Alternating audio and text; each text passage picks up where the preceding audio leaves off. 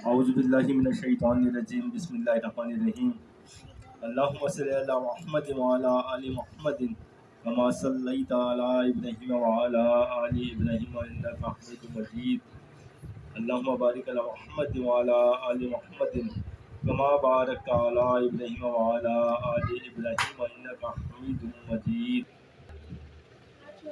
یہ صورت مکی زندگی کے ابتدائی دور کی صورتوں میں سے ہے۔ سورہ واقعہ کے متعلق بات ہو رہی ہے اور اس میں معجزانہ فصاحت و بلاغت کے ساتھ پہلے تو قیامت کے حالات بیان فرمائے گئے ہیں اور بتایا گیا ہے کہ آخرت میں تمام انسان اپنے انجام کے لحاظ سے 3 مختلف گروہوں میں تقسیم ہو جائیں گے۔ اب وہ 3 مختلف گروہ کون سے ہوں گے؟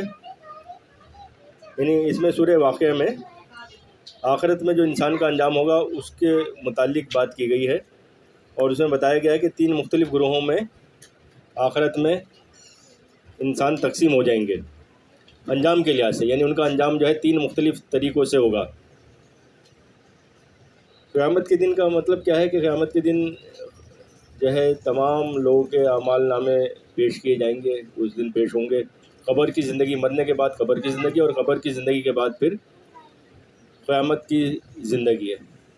قیامت کا دن ایک دن 50,000 سال کے برابر ہوگا اور انتہائی وحشت والا دن ہوگا یہ۔ وہاں کوئی سایہ نہیں ہوگا اور بالکل انتہائی سخت گھبراہٹ اور گرمی کا عالم ہوگا۔ بے انتہا پسینہ آئے گا کہ انتہائی لوگ گھبرا رہے ہوں گے اور کوئی کسی کو نہیں وہاں پہچانے گا۔ تو یہ ہے قیامت کا دن۔ قیامت کے دن چونکہ ایک فیصلہ ہوگا، انجام ہوگا کہ کس کو کیا کرنا ہے اور آئندہ کیا ہونے جا رہا ہے، یہ فیصلے کا دن ہوگا۔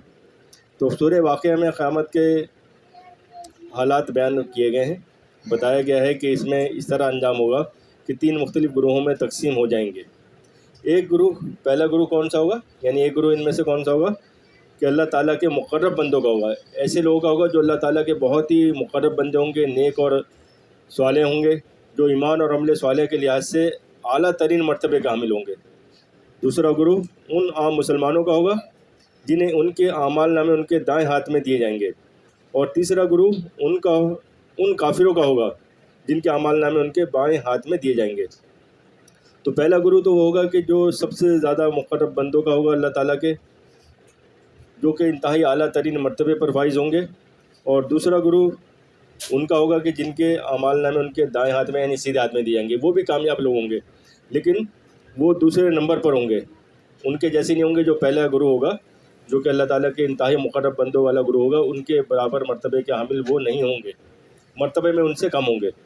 اور تیسرا گروہ ان کافروں کا ہوگا کہ جن کے اعمال نامے ان کے بائیں ہاتھ میں یعنی الٹے ہاتھ میں دیے جائیں گے۔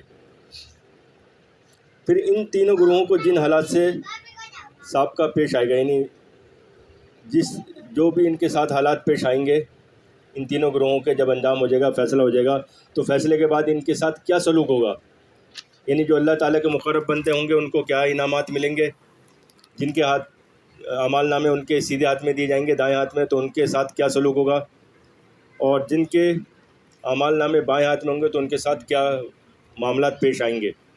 پھر اس کی ایک جھلک بڑے ہی مؤثر انداز سے دکھائی گئی ہے۔ اس کے بعد انسان کو خود اس کے اپنے وجود اور ان نعمتوں کی طرف توجہ دلائی گئی ہے کہ یہ سب کچھ اللہ تعالیٰ کی عطا ہے اور اس کا تقاضا یہ ہے کہ انسان اسی کا شکر بجا لا کر اس کی وحدانیت کا اعتراف کرے اور توحید پر ایمان لائے۔ پھر آخری رکوع میں قرآن کریم کی حقانیت کا بیان فرماتے ہوئے انسان کو اس کی موت کا وقت یاد دلایا گیا ہے کہ اس وقت وہ کتنا ہی بڑا آدمی سمجھا جاتا ہو، نہ تو خود موت سے چھٹکارا حاصل کر سکتا ہے اور نہ ہی اپنے کسی محبوب کو موت سے بچا سکتا ہے، نہ تو خود جو ہے بچ سکتا ہے موت سے اور نہ ہی کسی بھی، مثال کے طور پر ایک باپ کو اپنا بیٹا بہت ہی پیارا ہوتا ہے یا بیٹی اولاد اپنی بہت جان سے پیاری ہوتی ہے، لیکن وہ اس وقت جب اس کی زندگی میں اگر اولاد کا انتقال ہوگا تو موت سے وہ نہیں بچا سکتا۔ باپ کتنی قیمت ادا کرے لیکن وہ نہیں بچا سکتا، کتنی دولت خرچ کرے وہ نہیں بچا سکتا۔ تو اسٹارٹ کرتے ہیں ہم۔ بسم اللہ الرحمن الرحیم۔ اذا وقعت الواقعہ، جب وہ ہونے والا واقعہ پیش آ جائے گا۔ تو واقعے سے کیا مراد ہے؟ قیامت کا دن۔ لیس لوقعتها کاذبہ، تو اس کے پیش آنے کو کوئی جھٹلانے والا نہیں ہوگا. یعنی اس دن اس کو کوئی جھٹلا نہیں سکتا, کوئی اس وقت نہیں کہہ سکتا کہ نہیں ایسا نہیں ہوگا. حافظات الرافعہ, یعنی قیامت آئے گی اور قیامت آ کر رہے گی, اس کو کوئی جھٹلا نہیں سکتا, کوئی اس چیز کو سے انکار نہیں کر سکتا. حافظات الرافعہ, وہ ایک تہو بالا کرنے والی چیز ہوگی, یعنی اس دن بربادی ہی بربادی ہوگی, سب کچھ تباہ برباد ہو جائے گا. پہاڑ جو ہے روئی کی طرح اڑنے لگیں گے, یعنی ریزہ ریزہ ہو جائیں گے اور ایسے اڑیں گے جیسے کہ ہوا, تیز ہوا میں روئی اڑتی ہے نا, اس طریقے سے پہاڑ اڑنے لگ جائیں گے. یعنی ایسی قیامت برپا ہوگی اور سب کچھ تباہ برباد ہو جائے گا. اذا رجت الارض رجا, جب زمین ایک بھونچال سے جھنجھوڑ دی جائے گی, یعنی ایک بہت بڑی آواز آئے گی, اتنی ہولناک ہوگی کہ سب اس کو سن کر مر جائیں گے, اور پھر دوبارہ سور پھونکا جائے گا جس کو سن کر اٹھ جائیں گے.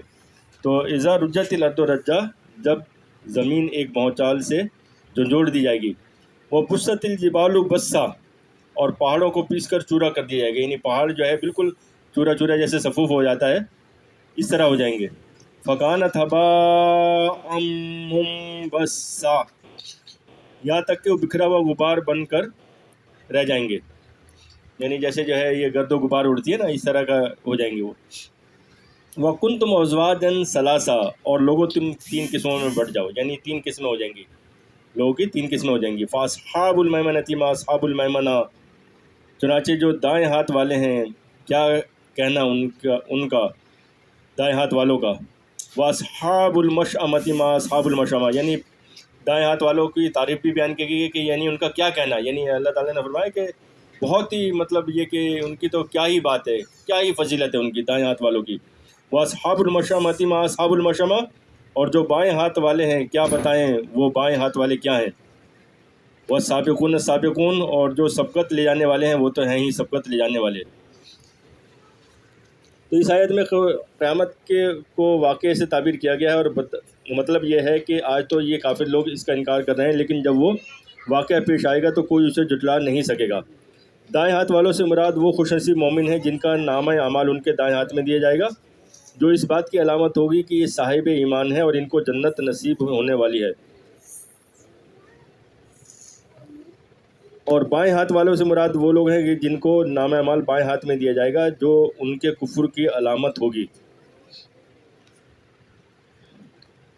وَالسَّابِقُونَ السَّابِقُونَ, اس سے مراد انبیاء کرام اور وہ اعلیٰ درجے کے پاک باز حضرات ہیں جنہوں نے تقوی کا سب سے اونچا مقام پایا ہے. وَالسَّابِقُونَ وَأَصْحَابُ الْمَشْأَمَةِ,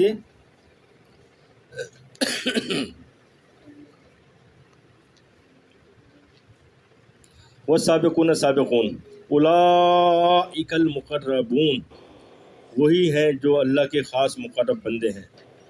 تو یہی تو ہیں جو سبقت لے جانے والے ہیں, یہی تو وہ لوگ ہیں جو اللہ کے خاص مقرب بندے ہیں.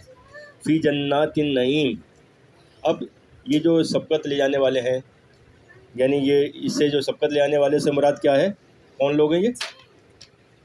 اس سے مراد انبیاء کرام اور وہ اعلیٰ درجے کے پاک باز حضرات ہیں جنہوں نے تقوی کا سب سے اونچا مقام حاصل کیا, یعنی جو سب سے اعلیٰ درجے پر فائز ہیں, یہ وہ لوگ ہیں. اب ان کے ساتھ ہوگا کیا؟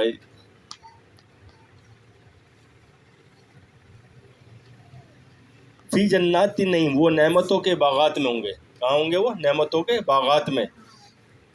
ثلۃ من الاولین,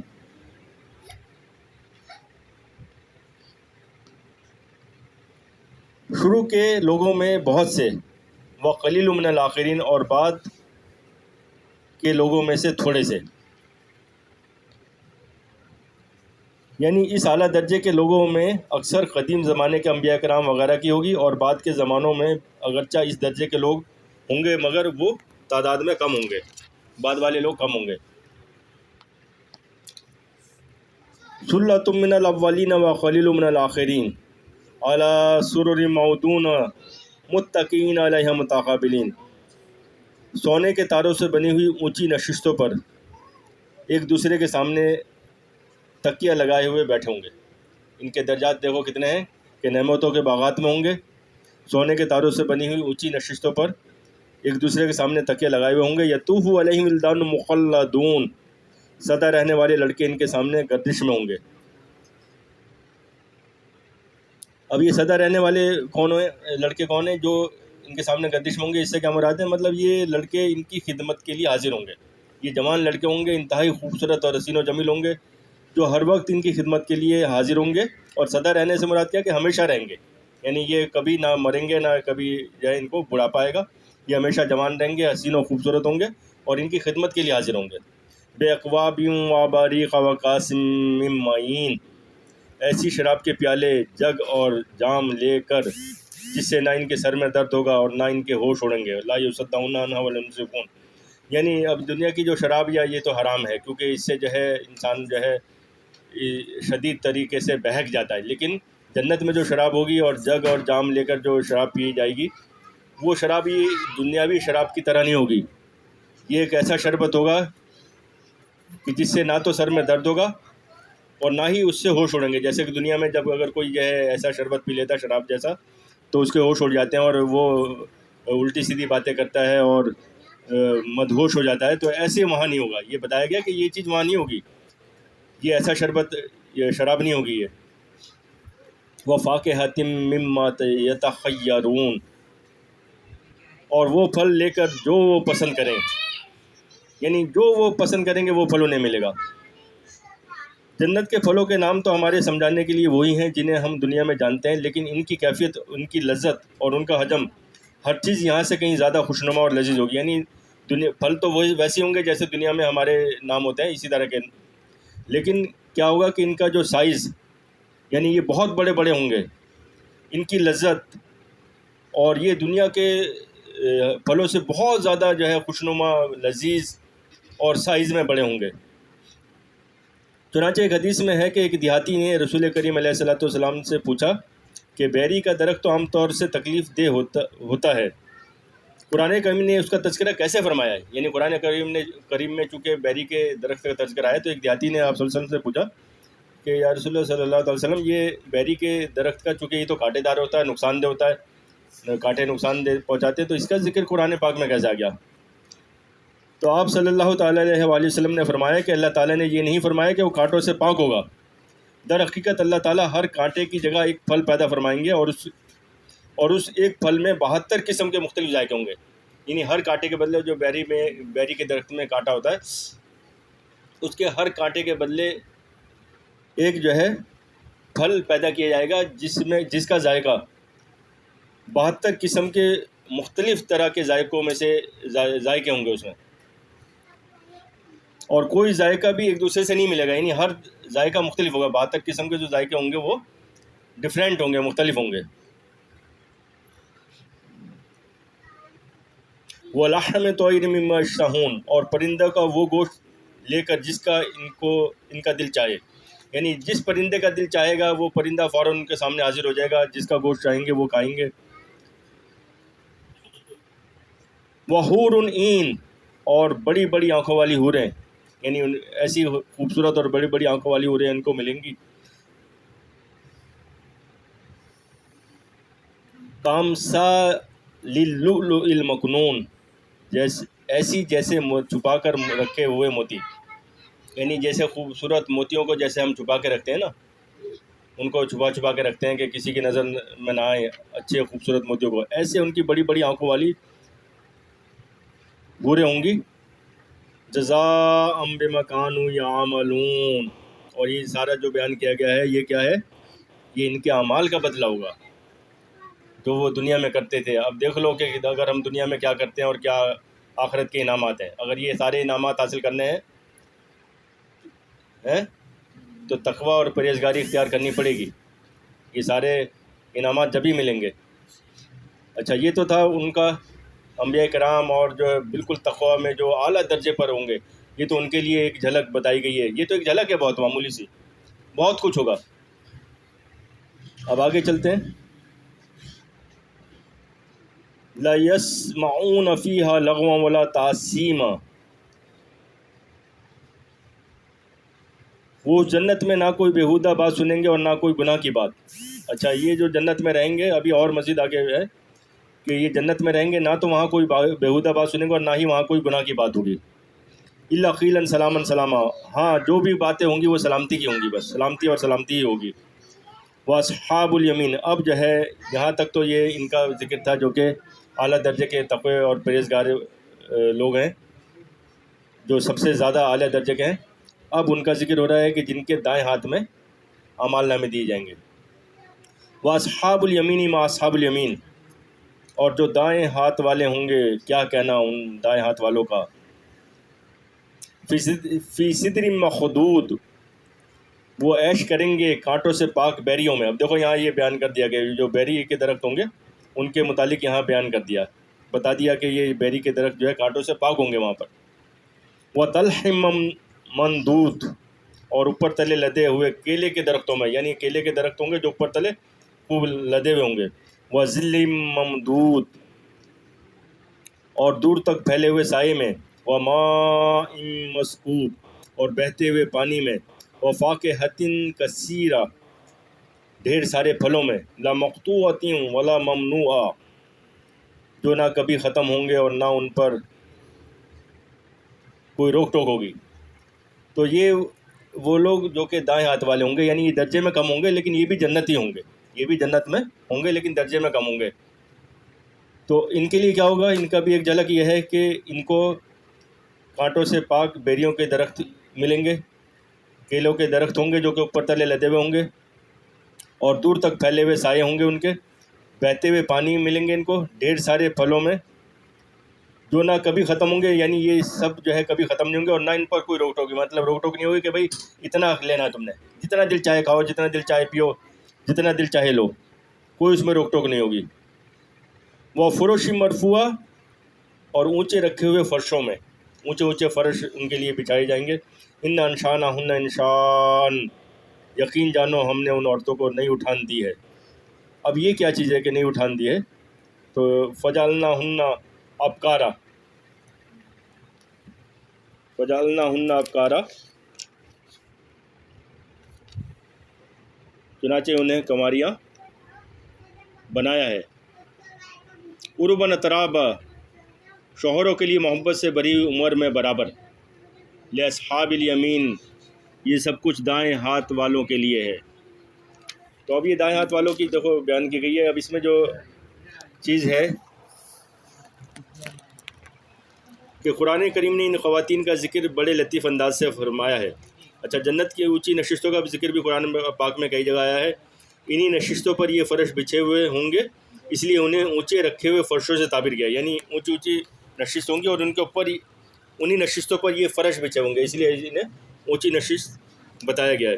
اچھا، جو ان خواتین کا ذکر ہے یہ ہے کہ اشارہ فرما دیا گیا ہے کہ اچھا ان کا نام نہیں لیا گیا، ان عورتوں کا نام نہیں لیا گیا۔ کیوں نہیں لیا گیا؟ ان کی پردے داری کی وجہ سے، کیونکہ عورتیں ظاہر ایک پردے داری رکھی جاتی ہے عورتوں کی معاملات میں۔ تو بعض مفسرین نے اس سے مراد وہ حوریں لی ہیں جو جنتیوں کے لیے خاص طور پر پیدا کی گئی ہیں یا پیدا کی جائیں گی، اور بعض مفسرین نے کہا ہے کہ اس سے مراد نیک لوگوں کی وہ نیک بیویاں ہیں جو دنیا میں ان کی شریک حیات تھیں۔ تو بعض مفسرین نے تو فرمایا ہے کہ اس سے مراد وہ حوریں ہیں جو جنتیوں کے لیے خاص طور سے پیدا کی گئی ہیں، اور بعض مفسرین نے فرمایا ہے کہ ان سے مراد نیک لوگوں کی وہ نیک بیویاں ہیں جو دنیا میں ان کی شریک حیات تھیں، یعنی ان کی بیویاں ہوں گی جو دنیا میں جن سے شادی ہوئی تھی، یہ وہ ہیں۔ لیکن کیا ہوگا کہ اب چاہے وہ دنیا میں جیسی بھی تھیں، چاہے وہ سانولی تھیں، چاہے بدصورت تھیں، چاہے وہ دیکھنے میں اچھی نہیں تھیں، لیکن اگر وہ نیک تھیں تو بس صرف کیا لفظ ہے، نیک، اگر وہ نیک پرہیزگار تھیں، اللہ تعالیٰ کے احکامات کو بجا لائی تھیں، تو کیا ہوگا کہ آخرت میں ان کو نئی اٹھان دے دی جائے گی۔ اب اٹھان سے کیا مطلب ہے؟ آخرت میں نئی اٹھان سے مطلب یہ ہے کہ دنیا میں وہ کیسی ہی رہی ہوں، جنت میں انہیں اپنے شوہروں کے لیے بہت ہی خوبصورت بنا دیا جائے گا، جیسا کہ ایک حدیث میں حضرت صلی اللہ تعالیٰ علیہ وسلم نے اس کی تصریح فرمائی ہے۔ اسی طرح جو خواتین دنیا میں بن بیاہی رہ گئی ہوں گی، یعنی جن کی شادی نہیں ہوگی، انہیں بھی نئی اٹھان دے کے، یعنی ان کو جوان بنا کر کسی نہ کسی جنتی سے ان کا نکاح کر دیا جائے گا۔ حدیث کی متعدد روایتوں کو مد نظر رکھتے ہوئے ایسا معلوم ہوتا ہے کہ یہ آیت دونوں قسم کی عورتوں کو شامل ہے، یعنی حوروں کو بھی اور دنیا کی نیک خواتین کو بھی۔ تو یہ بیان کرتے ہیں کہ اس آیت سے مراد دونوں قسم کی عورتیں ہیں، یعنی حور بھی ہیں اور دنیا میں جو ان کی نیک بیویاں تھیں وہ بھی ہیں، اور ایسی عورتیں جن کی شادی نہیں ہوئی ان کو جوان بنا کر، اچھا یہ جوان ان کو بالکل ایسا بنا دیا جائے گا کہ کبھی بوڑھی نہیں ہوں گی اور وہ اپنے شوہروں کے جو ہم عمر ہوں گی۔ بعض احادیث سے معلوم ہوتا ہے کہ ان کا کنوارا پن کبھی ختم نہیں ہوگا، یعنی وہ ہمیشہ زندگی بھر کنواری ہی رہیں گی۔ اس کے معنی یہ بھی ہو سکتے ہیں کہ وہ اپنے شوہروں کی ہم عمر ہوں گی، کیونکہ اپنی ہم عمر کے ساتھ ہی رفاقت کا صحیح لطف حاصل ہوتا ہے، اور یہ مطلب بھی ممکن ہے کہ وہ سب آپس میں ہم عمر ہوں گے۔ بعض حدیث میں جنتیوں کی عمر 33 سال بتائی گئی ہے۔ تو لِأَصْحَابِ الیمین، اب جو بھی کچھ یہ بیان کیا گیا یہ سب کس کے لیے ہے؟ یہ سب کچھ دائیں ہاتھ والوں کے لیے۔ تو دائیں ہاتھ والے کون ہیں؟ جو کہ سب سے اعلیٰ درجے سے کم درجہ رکھتے ہوں گے، جن کے دائیں ہاتھ میں نامہ اعمال دیے جائیں گے، یہ بھی کامیاب ہوں گے لیکن یہ درجے میں کم ہوں گے۔ تو ان کی بھی ایک جھلک بتائی گئی کہ ان کو جنت میں کیا کیا ملے گا۔ پہلے متقی لوگوں کی جو سب سے اعلیٰ درجے والے ہیں ان کی بتائی گئی، ایک جھلک دکھائی گئی۔ یہ ایک جھلک ہے، یہ سب کچھ نہیں ہے، بہت کچھ ہے ان کے لیے، تو ابھی بہت کچھ باقی ہے۔ یہ تو ایک ایسی جھلک بتائی گئی ہے تھوڑی سی۔ اچھا، سلۃ من الاولین، جن میں سے بہت سے شروع کے لوگوں میں سے ہوں گے، اور سلۃ من الآخرین، اور بہت سے بعد والے۔ اچھا، پہلے جو متقی لوگوں کے بارے میں کہا گیا تھا کہ سلۃ من الاولین وقلیل من الآخرین، پہلے بتایا گیا تھا کہ وقلیل من الآخرین، یعنی جو آخری والے لوگ ہیں آخر میں سے کم ہوں گے اور شروع کے لوگوں میں سے زیادہ ہوں گے۔ اچھا، یہ جو دائیں ہاتھ والے ہیں یہ شروع کے لوگوں میں سے بھی زیادہ ہوں گے اور آخر کے لوگوں میں سے بھی زیادہ ہوں گے، یعنی دونوں سائڈ سے یہ برابر ہوں گے، یعنی پچھلے زمانے کے بھی اگلے زمانے کے بھی برابر ہوں گے۔ یعنی اس درجے کے مومن پچھلے زمانے کے لوگوں میں سے بھی بہت ہوں گے اور بعد کے زمانوں میں سے بھی بہت ہوں گے۔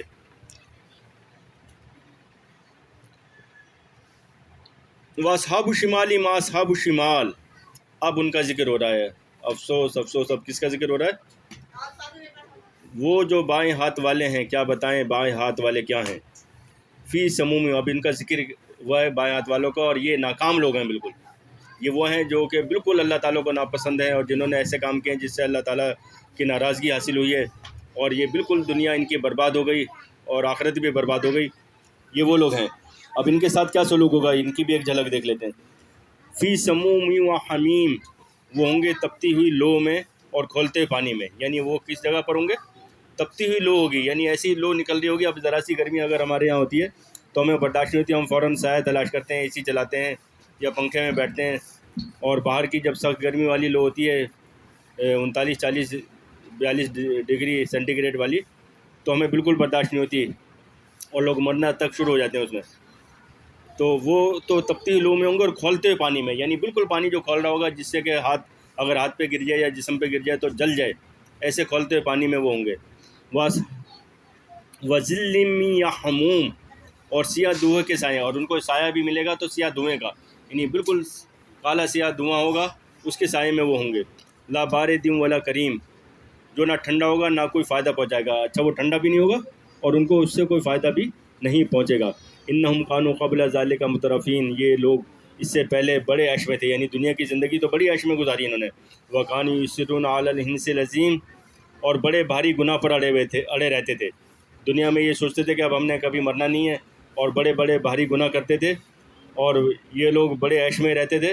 وَكَانُوا يَقُولُونَ أَإِذَا مِتْنَا كُنَّا تُرَابًا وَعِظَامًا أَإِنَّا لَمَبْعُوثُونَ، اور کہا کرتے تھے کہ کیا جب ہم مر جائیں گے اور مٹی اور ہڈیاں بن کر رہ جائیں گے تو کیا ہمیں دوبارہ زندہ کیا جائے گا؟ تو مطلب یہ اس بات پر تعجب کرتے تھے کہ کون زندہ ہوگا دوبارہ۔